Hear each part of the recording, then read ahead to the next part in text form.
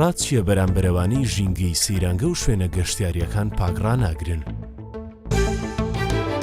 بەڕای من وا باشترە کە هەرکەسە و وابزانام ناوێتە بارگرانیە چشکە کیسێک لەگەڵ خۆمان بین هەرچی پاشماوە و زبلەکان هەیە لەگەر خۆمان بیهێنینەوە فڕێدەین چونکە هەر خۆمانین جارێکی تر دەچینەوە بۆ گەشت و گوزار و دەچینەوە بۆ ئەو شوێنە.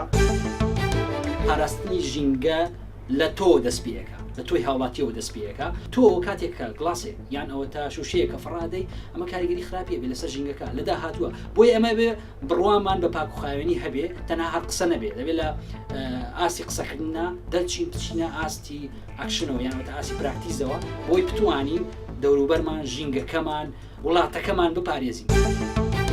زۆر سەرسامم بە خەڵکەکەی خۆمان کە ژینگە ناپارێزم.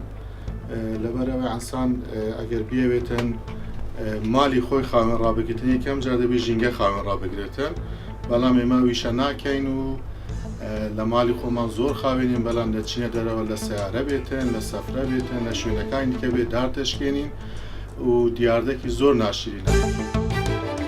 الجماعة اللي يطلعون سفرات في كردستان ومناطق الجبلية ومناطق كلها خضار، فنطلب منهم يحافظون على نظافة البيئة والطبيعة اللي هي موجودة.